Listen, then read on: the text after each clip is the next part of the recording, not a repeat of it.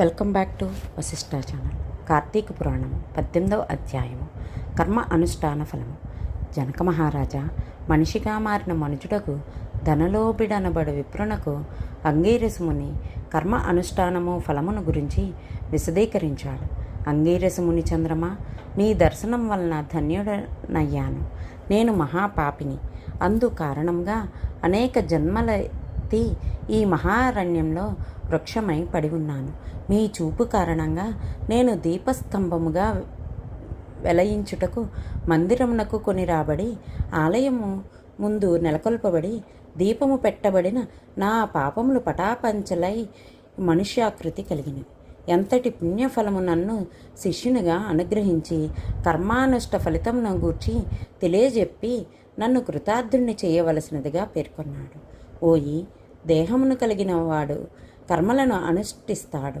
సత్కర్మలను ఆచరించి ఫలితమును పరమేశ్వరార్పితము చేయుటే జ్ఞానము. వర్ణాశ్రమ విధులైన స్నాన సౌధ కర్మలను చేయాలి. సూర్యోదయ కాలంలో స్నానం చేయాలి.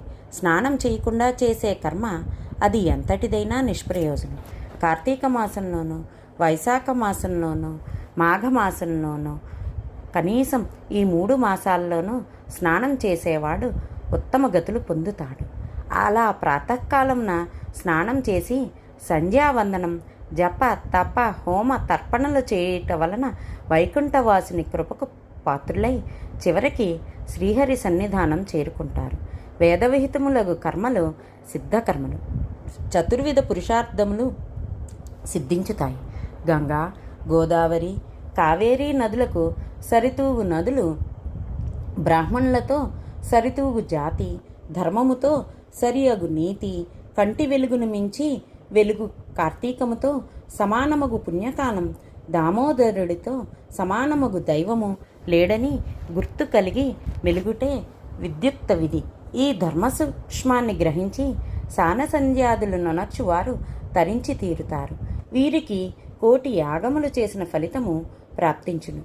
ఓయి పునీత పురుష, శ్రీ మహావిష్ణువు ఆషాఢ శుద్ధ దశమి నుండి లక్ష్మీ సమేతుడై పాలసముద్రంలో శేషతల్పముపై శయనిస్తాడు. కార్తీక ద్వాదశి నాడు నిద్రలేస్తాడు. ఈ 4 మాసాల కాలాన్ని చాతుర్మాసం అంటారు. ఈ 4 నెలలు హరిధ్యానం, పూజలు చేయు వ్రతమే చాతుర్మాస వ్రతము అనబడుతుంది. ఈ చాతుర్మాస కాలంలో శ్రీహరి ప్రీతికై చేయు స్నాన, దాన, జప సత్కారాలు సత్ఫలితాన్ని కలుగజేస్తాయి. ఈ సంగతి నేను మహావిష్ణువు వల్ల తెలుసుకున్నాను. ఆ వివరాలను తెలియజెబుతాను విను అని అంగీరసుడు అక్కడ గల వారందరికీ చాతుర్మాస వ్రతం గురించి, దానిని శ్రీహరినుద్దేశించిన సందర్భాన్ని, ఫలితాన్ని సవివరంగా వివరించాడు. కార్తీక మాసం 18వ రోజు పారాయణ భాగం.